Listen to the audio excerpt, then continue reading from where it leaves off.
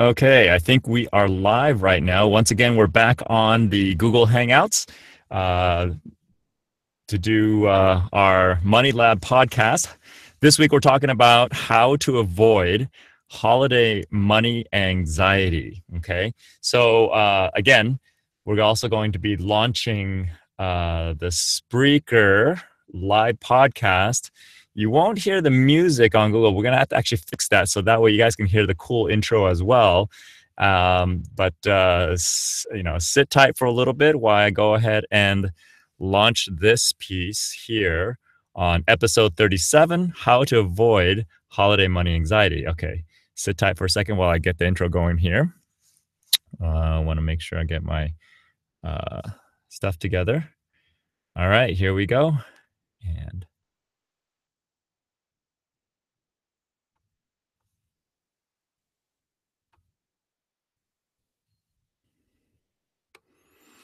all right, welcome to the Money Lab live podcast episode number 37, How to Avoid Holiday Money Anxiety.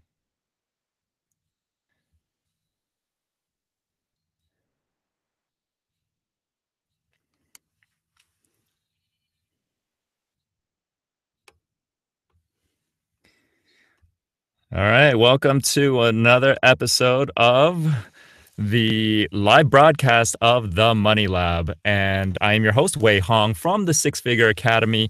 And this is the podcast where we give you real world tips, strategies, and interviews with other entrepreneurs on how to re-engineer bad money stories and habits so that you can create a prosperous and an abundant lifestyle free of financial stress and worry. Now, if you're joining us live today, make sure you get on Spreaker.com or download the Spreaker app. Search for the hashtag #TheMoneyLab so that you can join us in the chat room and ask questions and interact with us. Now, while you're there, subscribe so that you don't miss an episode and catch us every single week. For all of the ways to find us, go to the sixfigureacademy.com/radio for all the details. Now, if you're also on Google and YouTube, we are now starting to broadcast this show every single week live on Google Hangouts, so you can hang out with us there as well, chit chat with us. I am standing here for those of you who are watching live inside our sound studio, my sound studio, so that we can give you the best sound. So would love some feedback on that to make sure that this is all working for you. Okay.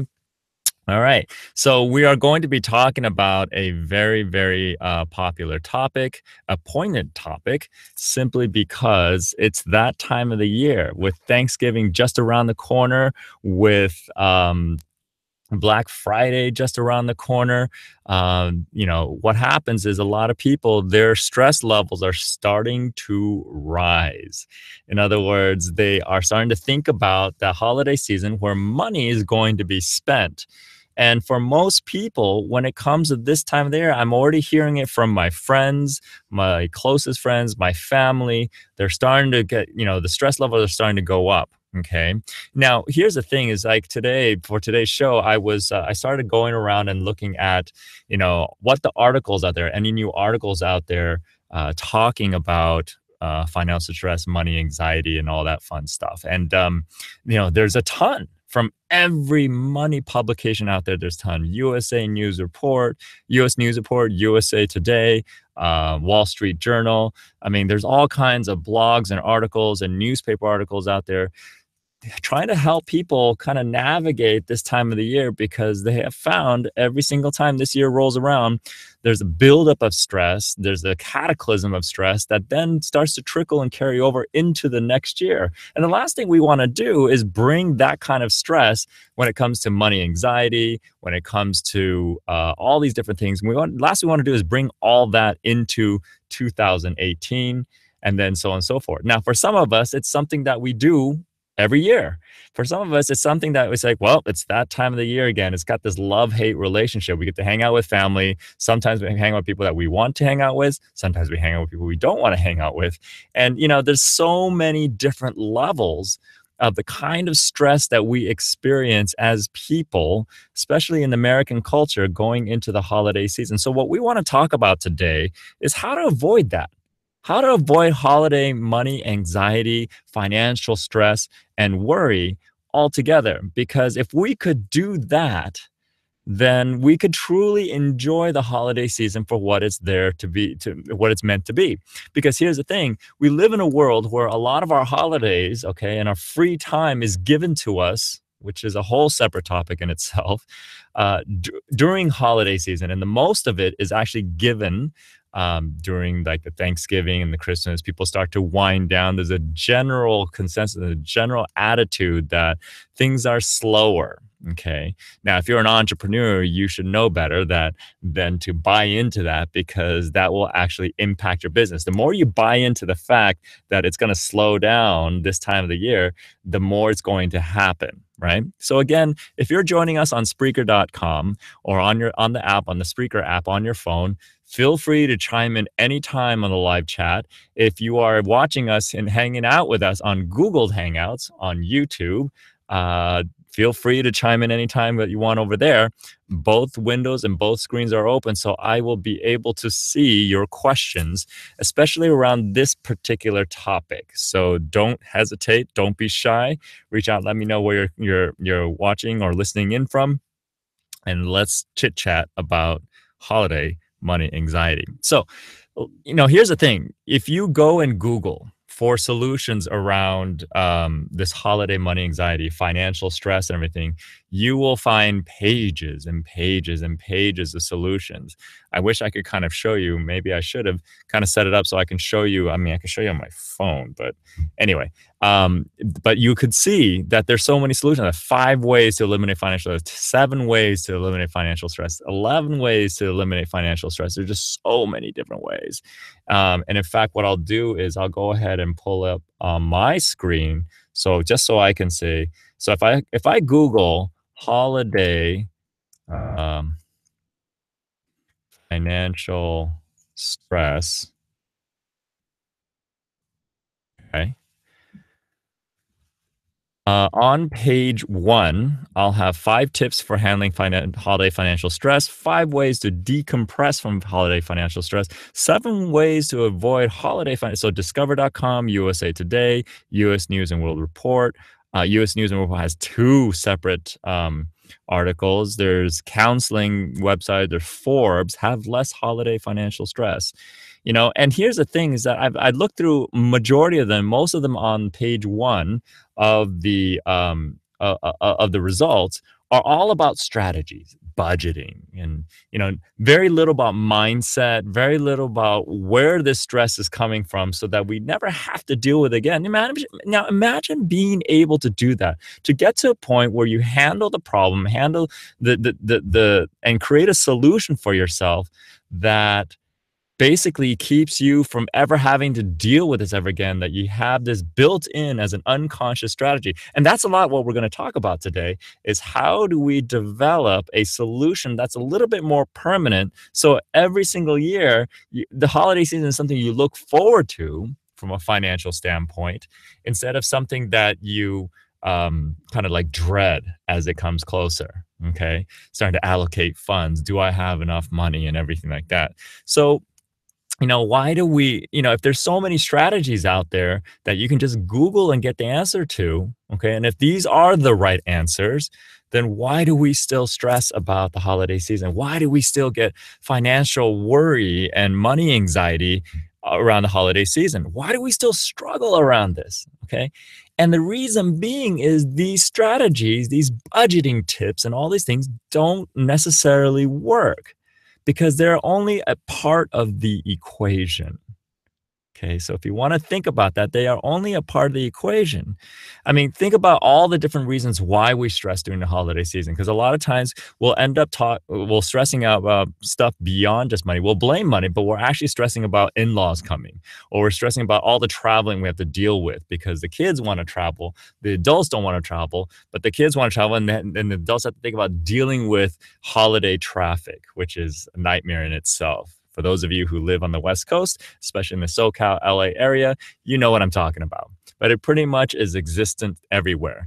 I mean, I know there are families that I know that plan around the holidays to travel around the holidays and not during the holidays because they know how bad it is in the airports. But sometimes it's unavoidable. If you have a type of lifestyle where the only time you can deal with family, work with family, visit family is during the holidays, then you just got to deal with it.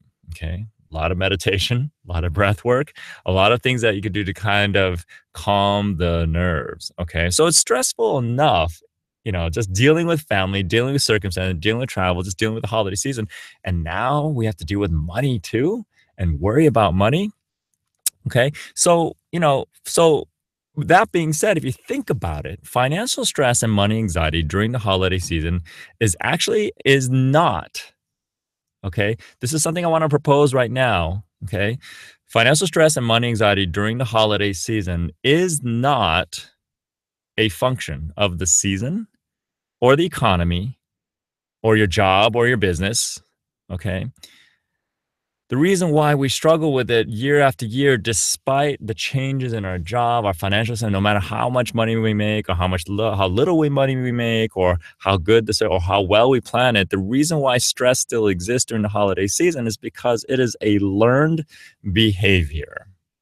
Okay, for those of you who've been listening for a while, that's all. It's a lot of what we do to resolve the circumstance and the challenges we have around entrepreneurship, around life, around business, around jobs, is recognizing that the behaviors that are causing your undesirable circumstances, for the most part, 98% of the time, I would say even 99% of the time, is because it's due to a learned behavior, something we were taught either by society or by our parents or by other people close to us as children growing up. Okay. And what I mean by taught, I don't necessarily mean formally taught. It could be just through observation and you chose to take it in as a lesson. Okay. Here are some of the limiting beliefs that we found in the work that we do at the Six Figure Academy that has contributed to holiday financial stress or holiday financial worry. Okay, let's check these out and see if any of these resonate with you. Okay, I wrote these down earlier today. It's like, so there are some limiting beliefs. One says we must buy presents during the holiday season and we must give these presents. There's this belief system, and it's really a well-marketed generationally. It's a part of a culture thing, like during the holiday season. Did you know that there are some cultures around the world during the Christmas holiday season, they just stay home. They don't do anything. I mean, I think there are parts of the Jewish culture that they don't do anything. I mean, they're actually required to not do anything, not do any work, and just take time and spend time with family. So we want to pay attention to that. Okay. If you feel this like stress and this worry about you have to buy something, okay, that is a learned behavior. That's not something that we were born with. We weren't born one day and just saying, Christmas time to buy things. Okay. That's not part of our DNA. It's not part of our human genetic makeup. Okay. So it's something to really think about there. Okay. What's another limiting belief? It's not just the thought, but the willingness to spend. Okay, so there's a limiting belief that, it's the thought that counts. That's what people say a lot to kind of justify not getting the best gift or just getting something too small or whatever the case may be. And that doesn't even make any sense either. If you get something for somebody, then guess what? I mean, you thought about it at some point, right? So there's something in our culture that has shifted that. And there's a limiting belief that contributes to this money anxiety during the holiday season is that it's not just about the thought. It's like that's a lame thing. It's not the thought. It's also the willingness, how willing you are to take your hard-earned money and spend it for somebody else. Okay.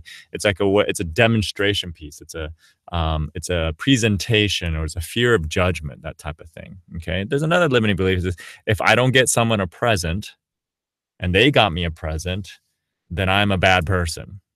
Okay. There's something along the lines of the perception, reputation, fear of judgment again, of if you don't get someone a present and they're giving present. And that's why it's kind of interesting. We have a group of friends that we plan ahead of time sometimes that, okay, this holiday season, let's make a pact and let's make agreement not to give each other presents. And it's kind of a weird thing. I'm kind of torn with that type of agreement. I was like, okay, that's cool. I don't have to buy any presents for anybody. For me, it's more like I don't have to think about, okay, what do I get this person? Okay. But if you think about for the reasoning for some people is that, okay, great. It's not so much that they don't want to spend the money. Okay. It's not so much that they don't want to spend the money. And a lot of times families do this because they figure, wow, there's a lot of kids involved. So I don't want to, some people have 5 kids and some people will have 1 kid and we have to buy a kid, so the people with 1 kid, they only, they get one present. And it's just this weird, funky dynamic about the need to make things equal. Okay. And if it's not equal, for some reason, there's a problem with that, kind of takes away from the whole purpose of giving. If we're giving for the sake of expecting something returned in equal, then you're really not giving. You're exchanging. You're giving, you're conditionally giving with the expectation. So there's something much deeper than that when all of a sudden you start making decisions, trying to manipulate circumstance, say, like, for example, if I see something and then we made an agreement, say, okay, we're not going to buy anything for anybody for the holiday season. But if I'm at the store or if I'm out and about, or maybe I'm just sit there in meditation, I think about, oh my God, this would be such a great gift. And I just saw it the other day. Now, it doesn't have to be the holiday season for me, but if it happens to be a holiday season and I see it, am I going to not get it because we already made agreement that we're not going to get anybody anything, then have to sneak it to that person and says, I know we didn't agree to get, but I really saw this. I really wanted to give it to you. See, for me, the spirit of giving is such that, it's kind of like service. If you give without the expectation of getting a return as a result of your giving, okay? In other words, you're giving with the expectation of getting something in return, then if you're doing that, then that's not really seasonal holiday spirit, okay? And what is that anyway? The holiday spirit piece, okay? Okay. So a lot of this anxiety piece, this financial stress, this worry stems from the fact that people have lost sight of the purpose of giving gifts. If you're going to decide to buy something, spend money, or even take the time to create or think about creating a gift, then do so without the expectation of having an exchange. I have heard so many different times from friends, family, and people I don't even know says, oh my God, I gave them this amazing gift and all they gave me was a tie. What the hell? That's not very much in the line of holiday spirit.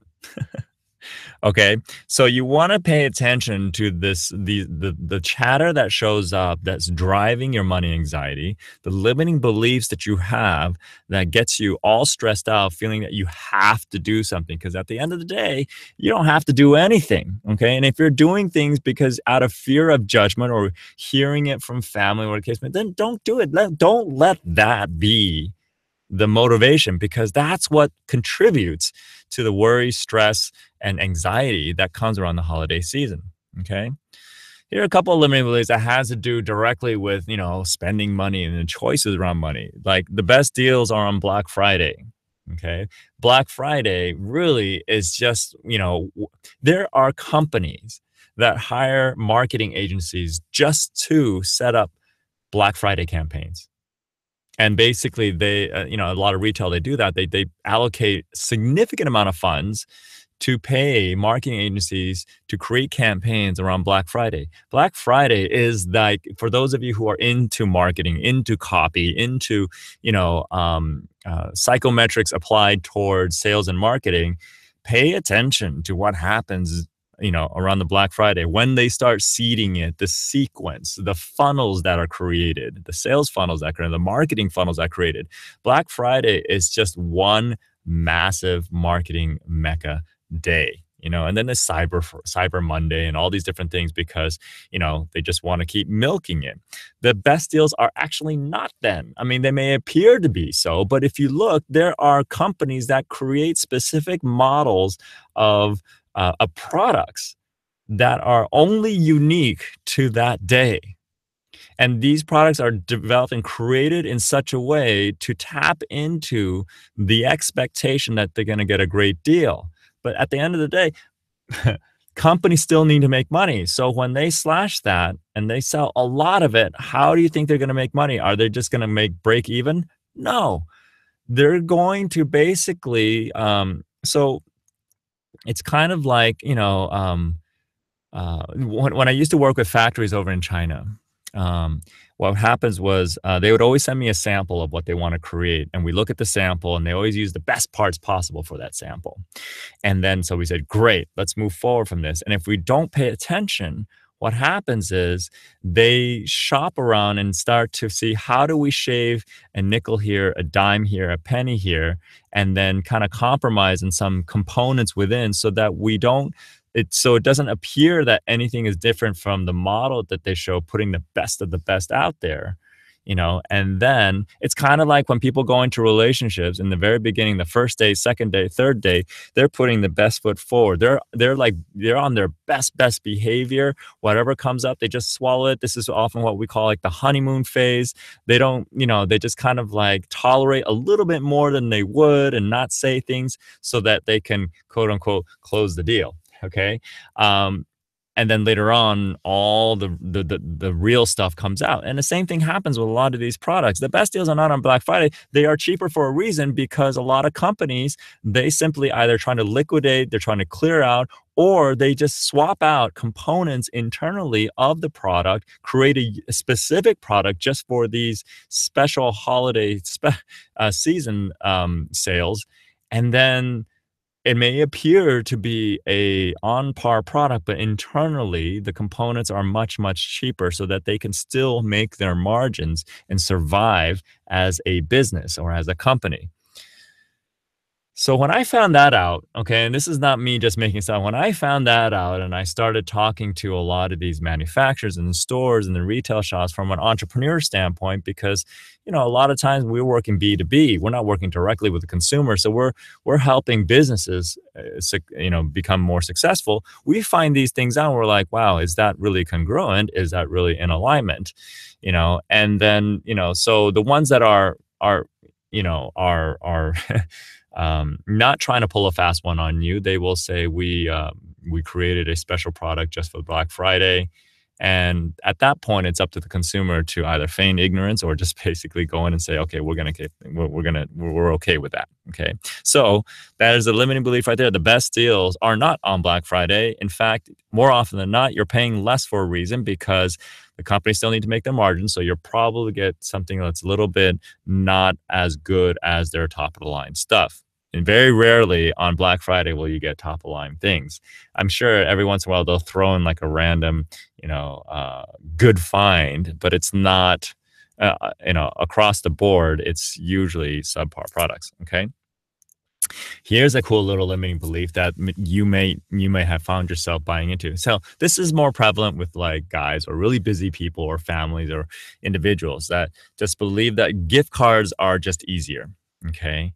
And the perception is that, I don't know what to get that person. I don't want to take the time. Okay. I'm just going to get a gift card and they can get whatever they want. It's so much easier. And then, whatever. Okay. That's cool. Okay. And if you really think about you wanting to give, then why give anything at all? If you're going to give a gift card, you might as well just give a holiday card. And then, and what's the problem with going to somebody and say, hey, I want to get you something for Christmas. It's been a while since we talked. There are probably a lot of changes in your life. I don't want to get you something that is going to give you the hassle of having to turn. What is it that you need in your life? Okay. There's nothing wrong with that. I don't know why more people don't do that. Okay. Because there's a percentage, well, you didn't put any thought into it. Yeah, I'm thinking about taking the time to ask that person. So there's a lot of things swirling around that. But gift cards, people think, oh, that's just easier and everything like that. And I went through this one time where I was trying to get a gift for everybody in my team, in my office. And there were probably about, 10, 15 people there. And I said, wow, I don't know what to get these people. And, so I just went to the store and just bought a whole bunch of gift cards for different things. And yeah, I put a little bit of thought, this person likes to eat at Applebee's. I'll get a bunch of Applebee's one. Okay. This person shops on Amazon all the time. We keep getting their packages in our office. Let me give them an Amazon gift card. And at the same time, when I spent the money and bought all these things, I looked at the bill. I was like, "Holy cow, this is so much more than I wanted to spend." Because if you spend $5, that really doesn't give anything. If you say a $5 gift card and go to Applebee's, here, buy a drink. No, you're basically buying an entire meal. And then if you buy something like like a $5 gift card for uh like Amazon, it's like what are you going to really get with that? Okay. And so if you're going to get a gift card, you have to something like 20, 50, $100. And then all of a sudden it starts playing into, then you're putting all the value on the monetary value of the card. There's no value in the thought, there's no value in the consideration. You actually have to use money to express the value, which means you end up spending more. So if you're getting gift cards as an easy solution to give as a gift, one, it's not really gifting. You're just using money as a way to say, okay, I believe you're worth $100. Let me give you $100 gift card. Okay, get what you want. And it adds up on the books. If you look at it in the long run, if you've ever spent a season just buying gift cards for people, you'll find these big chunks. You'll end up spending a lot more money on gift cards than actually taking the time to really consider what kind of gift you want to give somebody. I had a buddy of mine who was really funny. He would theme out everything, and this is a really, really cool strategy for him. This is how we can kind of get into the strategy. So before I get into that story, so these are all the different reasons and different ways and the perception, the beliefs that will contribute to us having more anxiety, more stress, more worry around money and financials during the holiday season. So, the way, true to our tradition here, we don't always just point out what's wrong and say, okay, great, that's what's wrong. We're going to actually give you a few solutions on what to do to tackle some of these problems. And it's not like the stuff that you'll find when you Google it and it gives you a budget, create a budget, make this in budget. Yes, we'll talk about budget, but there's some few things that you should do before you even think about doing a budget. Okay. One of the things is you have to first address what we talked about in the beginning, that everything's a learned behavior. If you find yourself every single holiday season start to stress and think about, we want to find out what you're stressing about. What specifically are you worrying about? And really kind of understand where that's coming from. If you want to solve the problem, budgeting is not going to do it. Tactics and strategies aren't going to do it until you recognize that where the root cause of this problem's coming from. I mean, think about it. If every holiday season you're doing that, then and no matter how many tactics or strategies you try and you Google about, every single year you're stressed out again. Then there's something else that's driving that. There's something that is telling you to be stressed out, to get stressed out when the holiday season rolls around. Okay. And how that basically works is that you want to start to think about and having an awareness, okay, how do I even know to be stressed out? Where did I learn this from? Who did I learn it from? How was it taught to me? How did I learn? These are all part of the protocols of what we do to help our students and our clients release emotional baggage, old limiting beliefs, programs that run in our minds that we don't want to run anymore, that are deprecated, antiquated, and our operating system is no longer able to support those programs, and that then creates problems in our lives. Okay, so we want to take the time to do that. First and foremost, you need to have an awareness and acceptance that, yes, I'm getting stressed out. Yes, I'm worried about it. A lot of these people out there, don't stress about it. Don't worry about it. Easier said than done. You tell somebody to not stress about something, not worry about something, the mind drops the knot and it continues to stress and continues to worry. It's similar to like saying, don't think about chocolate cake. You're going to first think about chocolate cake first. Don't stress. You're going to think about, well, what are you stressing about? Am I stressing? Oh, I am stressed. Oh, yeah, I am stressed. It sounds like I am stressed because someone's telling me I'm stressed. So I must be stressing somewhere, or maybe it's showing up somewhere. You tell somebody to not stress and not worry and everything like that. That is not the solution. In fact, you may be throwing gasoline on the fire. In fact, so one of the ways to do it is, first and foremost, if someone is pointing that out and say, you look a little stressed, just say, where am I being stressed? Having that awareness, find out where it's on your body. Energetically, do you feel drained anywhere? Physically, do you feel anything on your body? Mentally, or do you have a lot of stressful chatter? Emotionally, how do you feel? Are you feeling emotionally empowered, or are you feeling a little bit down, right? That awareness is key. Now, when you have the awareness, a lot of people like to then just kind of merely beat it down. It's like, oh, don't do that. Don't feel it. Don't feel it. But you can't do that because it is you. There's something that is motivating you to access that and to allow yourself to be stressed. And you want to acknowledge that, okay, great, self. I'm having this anxiety around the holiday season for a reason. And it's for some reason in our mind, we are justifying that it's okay, that it serves a purpose. And that acknowledgement piece is really, really important. You want to acknowledge your inner self for choosing this response, this money anxiety around the holiday season for a reason. You say, okay, great. You almost want to say thank you. You almost want to say, okay, great. What are you protecting us from? Or what are we doing this for? And then in that sense, what you want to do is kind of like, when you're talking to somebody, you want to embrace them. You want to embrace yourself. And so few of us do this for ourselves. It's basically honor ourselves and love ourselves for actually choosing that, because on some level, we're taking care of ourselves. It may not always make sense, but then when was the last time 5, 6-year-old kids make sense? Our unconscious mind never really aged past that, because as soon as our mind was somewhat formed around 5 or 6 years old, it started to go quantum. Linear aging, linear processing became a thing of it. I mean, it never was there, but we were forced to go think that way. But our mind goes, okay, well, I don't operate that way. Okay, this is a whole separate conversation, but I just want to touch on that really quick. Okay. So you want to embrace that. Okay. After that, when you have that awareness, you acknowledge yourself, you embrace yourself, you forgive yourself for choosing that. That's when you can start applying changes. That's when you can start making changes in your life to fix permanently, problems that create circumstances that you just don't want in your life. Okay. That's the first part. That's the first way to start solving these holiday money anxiety issues. It's not going to Google, it's not getting a strategy, because that comes later. You need to get to the source of what's creating this to begin with before you can apply strategies after to reestablish new programs.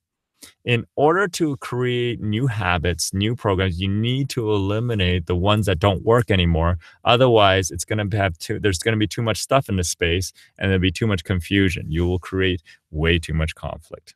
Okay. So let's say, for example, you get that all handled. You get rid of the problem. You eliminate the emotional baggage, the mental baggage, the physical baggage, the energetic baggage. You eliminate all that stuff out, and now you're a clean slate. Okay. What do you do now? If all the stuff that you Google about doesn't really work because you tried it every year, what do you do now?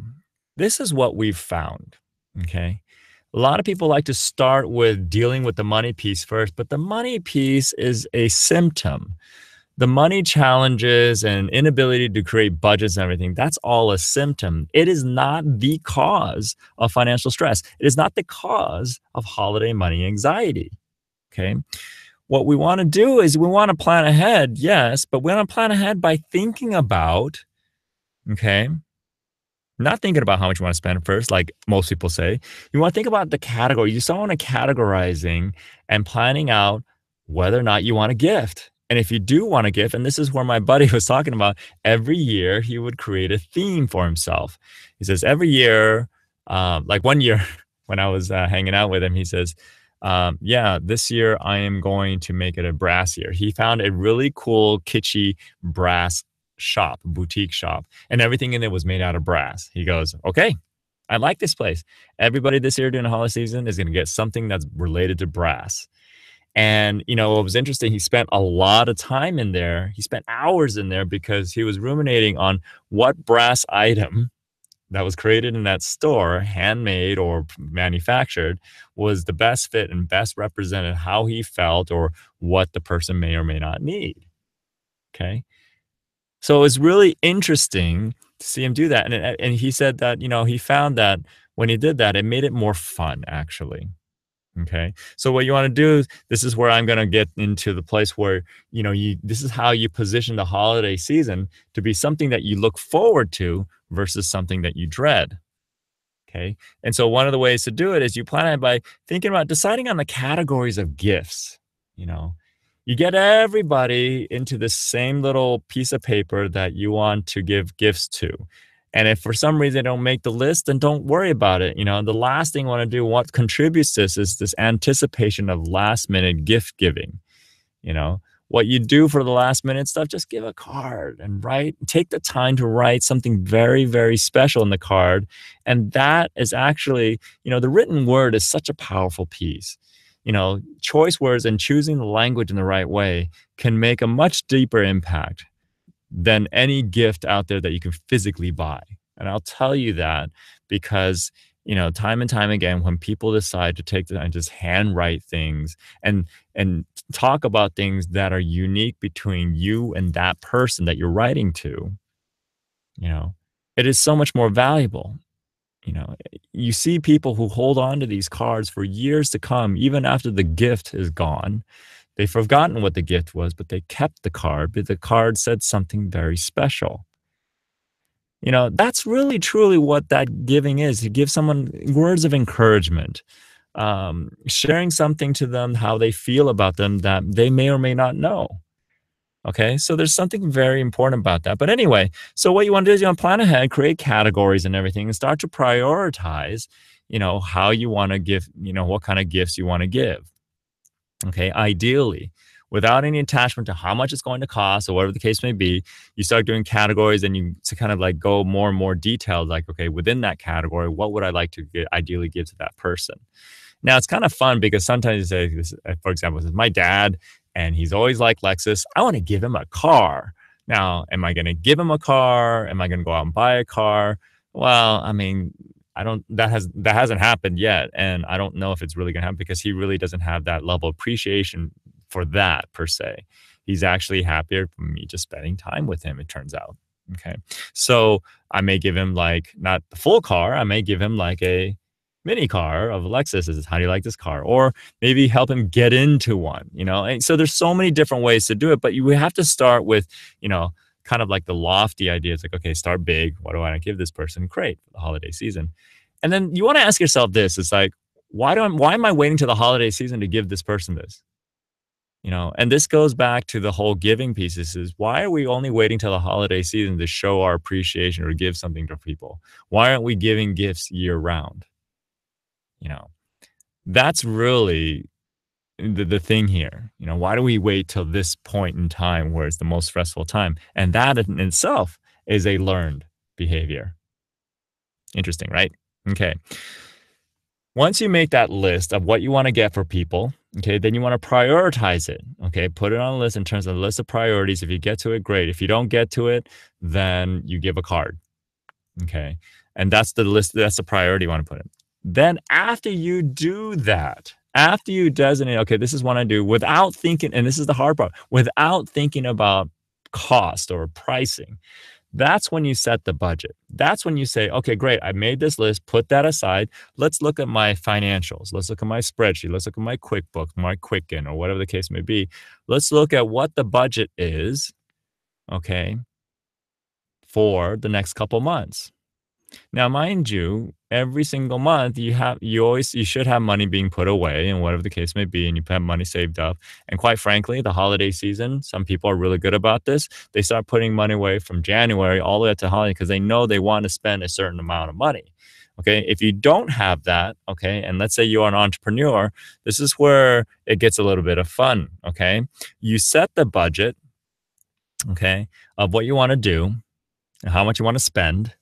And then you go out there and you get creative about getting all the gifts done within that budget. This is what makes gift giving that much more valuable. Okay. You're not just doing, now some of you say, well, I don't have the time to do that. Fine. You don't have to give gifts in the holiday season. Okay. You could just worry about having to spend money for travel or seeing family or having parties or whatever the case may be. Same concept. You want to define what that is first, then you set the budget, okay? Otherwise, the budget will run away from you. If you start with the budget and then you start deciding what you want to do, then all of a sudden there's no scope.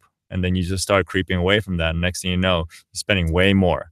And for those of you out there who are nodding your head, know what I'm talking about is that if you start you're planning for the holiday season by focusing on the money first, that's when money starts to get away from you, because once you get in the trenches and start doing things, you realize, oh, well, then I actually underestimated, what the case may be. Start with planning the whole entire holiday season first and do the budgeting last. Once you plan it all, but before you take action on anything, then you set your budget, and then you can go back to your plans and see what you can do to be creative within the budget that you created for yourself.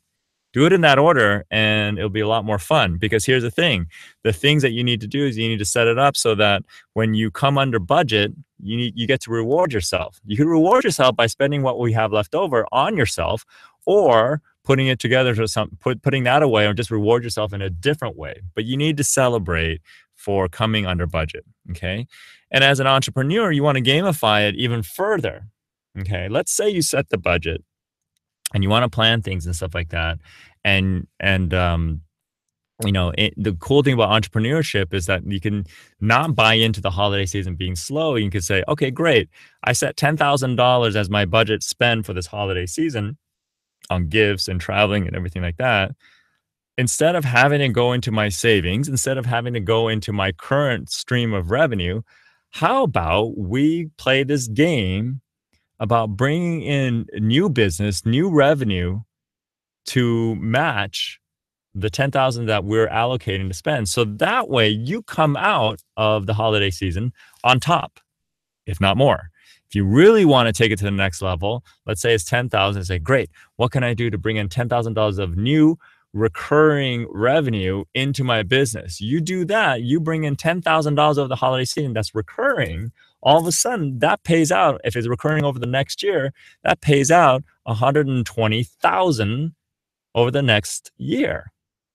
Think about that. So there are so many different ways, and I highly encourage you to make it a game out of this, because then it gives it something to look forward to, something to have fun with, something exciting, okay? And it takes care of all that stress and worry about it, because you're too busy having fun. And again, every time you hit these milestones, part of gamification of your lifestyle, of money and everything like that, is creating checkpoints or milestones where you can reward yourself. Maybe plan ahead on how you want to reward yourself this holiday season. Do you want to give yourself a new camera, give yourself a new gadget, give yourself a new spa day or something like that? Anything that you want, but lay it out. Okay. And lay it out so that you can have a very clear path in front of you of how you want to avoid having more stress or anxiety. So these are the solutions that we're talking about that we found that has worked and that has been shared to us by our students and our clients over the years in terms of how they've navigated playfully and gracefully through the holiday season. Now, yes, we do have our clients that say, I just don't deal with the holiday season. I mean, we celebrate all year long.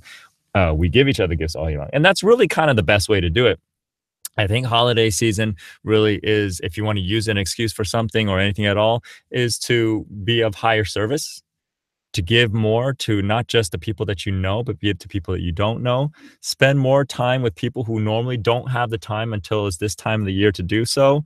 I mean, there's so many different things to do and so many better ways to kind of deal with the holidays, to use the holidays to make life better.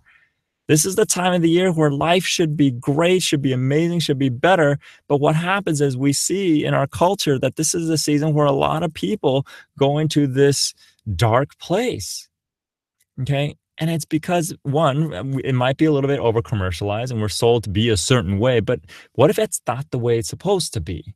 Okay. So I really love a lot of these cultures and these religions and these families and these, that have made it a point that the holiday season is not supposed to be this big capitalistic commercial thing, but really as a really good excuse to enhance our lives, to make our lives better.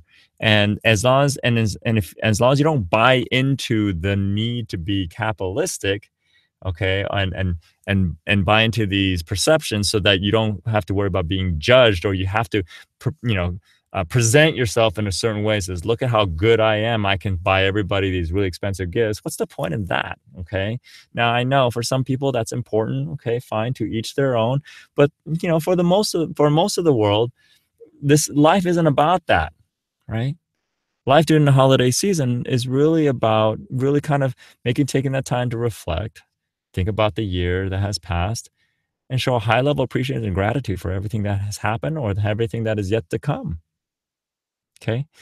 This is a lot what we're talking about. The reason why the Money Lab is here from the Six Figure Academy and the reason why we do all these different things is we're getting people to understand that money is a facilitator to create a lifestyle that we want. The Six Figure Academy is not about six figure in terms of dollars. It's about the six figure lifestyle that we've always wanted the money to help us to create. And the holiday season gives a huge platform for us to kind of stress test what we've done all year long to see if we're able to actually improve on the year before. And if we don't, then that's fine. It's a great way to go back and say, okay, cool. What can we do going into next year to have less money anxiety, less financial stress, and more of an abundant and happy and prosperous lifestyle, whether you have a job, whether you're an entrepreneur, or whether you're stay at home and take care of the family, whatever it is. Okay. So wanted to share that. I think this is a really important thing. And I thought, instead of waiting till we're smack dab in the holidays, to have this particular episode happen before the onslaught of Thanksgiving and Black Friday and Cyber Monday. So that if you have yet to really, if you're in the throes of not knowing what to do going into the holiday season, highly encourage you, go back to what we talked about. If you have any questions about it, post it in the comments, whether it be on Spreaker or Google Hangouts. And I'm sure this is going to be shared on our Facebook, our social media, she handles all of that. We pay attention to all that. So post your questions, post your comments, maybe suggestions that I didn't mention that you think has worked really well for you and people that you know in your family and friends. Sharing is caring, and this is the time of the year to do that. I really look forward to hearing your thoughts, your questions, your comments about what we talked about today and how we can help the collective of humanity in the world that we live in, better navigate this time of the year where a lot of people tend to go into a darker, stressful, place. Let's make this part of, the whitest Christmas or the brightest time of the year and make that as the benchmark for all the other years to come. Okay. So here we are approaching the end of today's episode. Again, this is the episode on how to avoid holiday money anxiety. Hopefully you got a lot out of it. Again, we're looking to rehash and rebrand the Money Lab into something a little bit more universal so I can start bringing in all kinds of different guests with all kinds of different talents and geniuses to share their gemstones with you, the listener, that have been listening to us to this point. Okay. Other than that, I would say have an amazing week. Get yourself ready to have a fun week ahead of you. Thanksgiving is next week. So looking forward to everything. Again, go back and get that book from Money Anxiety Six Figure Mastery. And I will catch you guys next week. All right. See you, everybody.